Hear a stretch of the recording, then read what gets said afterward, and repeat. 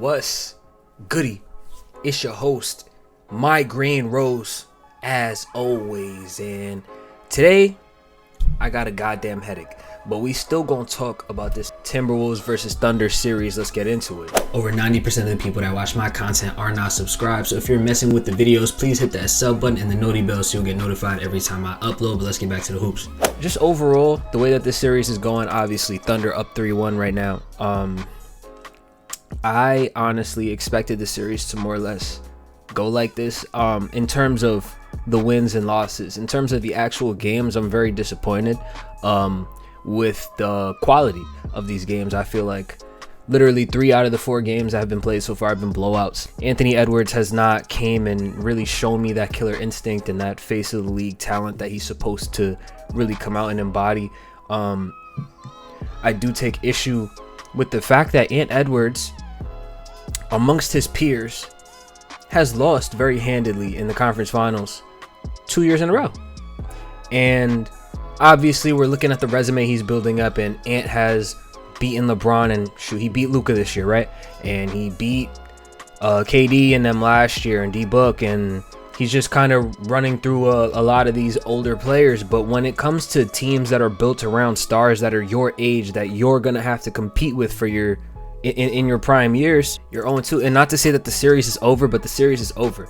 I don't see how this Timberwolves team can even come back and beat this Thunder team. Like, their defense looks chopped. It looks like they don't even know what to do right now. Julius Randle, his defense is horrible. And being that Julius's defense is bad, we already know what happens when your perimeter players and guys who have to stop people at the apex at their drives, how that affects Rudy Gobert in the paint. When Rudy Gobert is responsible for helping out on your man and rolling out to the corners, he's going to get beat, which is going to lead to more buckets. He's not going to be in the paint. They're going to have a much easier time. And this is a team in the Thunder that y'all love complaining about drawing fouls, and they're doing that as well. They're hitting shots, hitting threes. They're playing amazing defense. The defense has been bothering Anthony Edwards this entire series. Game 1, Ant Edwards completely bothered. Only takes 13 shots. Game 2 takes him 26 shots to get 30 points. Game 3, only good game he had this series and the only win that the Timberwolves have so far. And then game 4 is a repeat of game 1. So just overall, I knew that the defense was going to be probably the best defense the T-Wolves have faced in this playoffs, being that they played a Lakers team with no center, and then they played a Golden State Warriors team that's also really, really small, and they didn't even have Steph Curry. So those were two teams that you didn't get your full test. I don't think that they had a matchup where the other team really matched up well against them in order for them to get tested in the first place. And this is the first time that's happened in this playoff run for them, and they're not showing up to the challenge. They're not. They had the 140-point blowout, which, you know, in the grand scheme of things means nothing, to be honest. If you lose this series 4-1, what does that 40-point blowout mean? I find it troublesome as well that last game you have a game where all your role players are going off. DiVincenzo had like a really, really good game, but Jaden McDaniels had a really, really good game. Gilgeous-Alexander Walker had a really, really good game, and your 2-star players, neither of them had over 20 points. That's a game you got to have.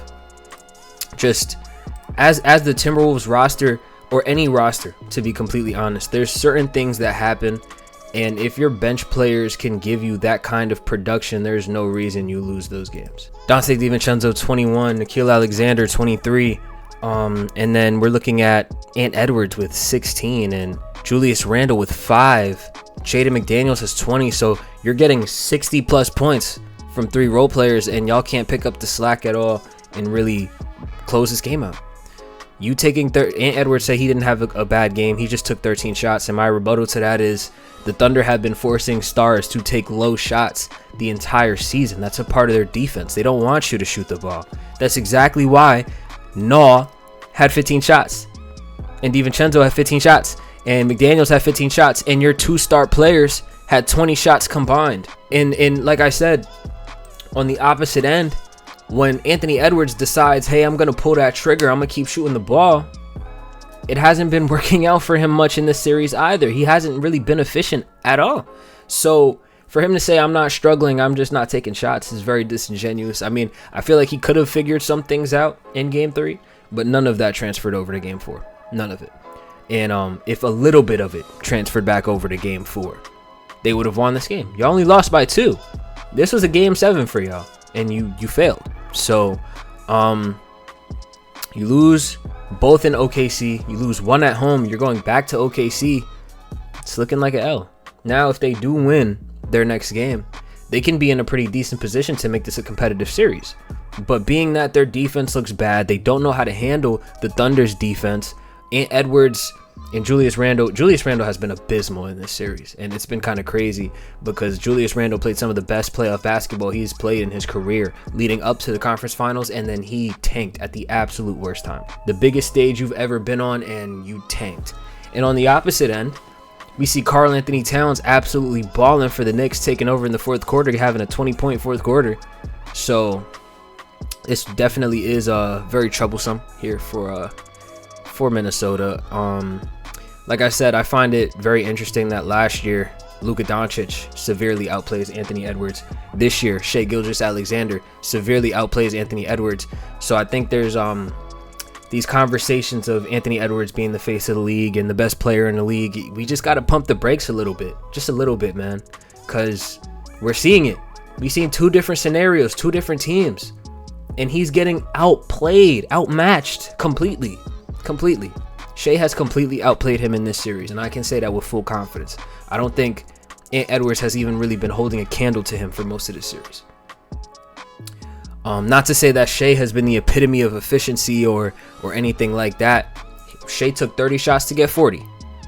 But Shai just shows a much better understanding of how to control the game, control the pace, and not only get shots up for himself, but get shots up for his teammates. The Timberwolves are a good defense too. And Shai, even though his percentages might be going down a little bit, is handling that pressure a lot better than Anthony Edwards is objectively. Like, I don't know if there's even an argument to be made that Ant had a better series in this series. Honestly speaking, this series was not as entertaining as I wanted it to be. It hasn't been an amazing watch from start to finish. This last game, game 4, was a great watch, close game.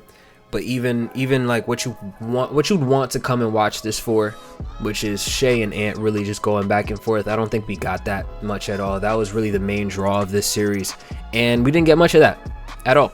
They don't guard each other much.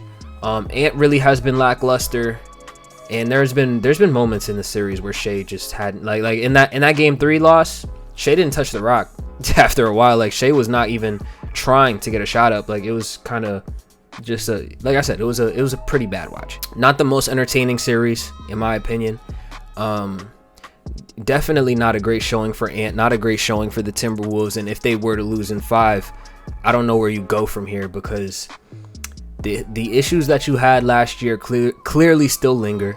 You don't have any cap space, you don't have many young players.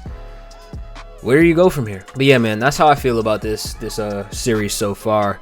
Let me know how you feel about the Thunder T-Wolves series, and let me know how you feel about the playoffs in general. I feel like overall I've been seeing a couple people saying the playoffs is whack. I disagree. I severely disagree. I think the playoffs have been fire. I think the Eastern Conference Finals are fire, but this Western Conference Finals matchup has been leaving a lot to be desired, especially from people who are expecting this to be like an all-time matchup like me. You know what I mean? It did not turn out to be that. I hate Nico Harrison. I wish this could have been a Dallas Maverick versus Thunder finals. That would have been, or conference finals. That would have been so far. But anyway, if you like this video, like this video. If you did not, make sure you subscribe, because I know you will like the next one. I do deserve a like for pushing through this migraine and having this goddamn bright ass light in my face. I'll catch y'all in the next one.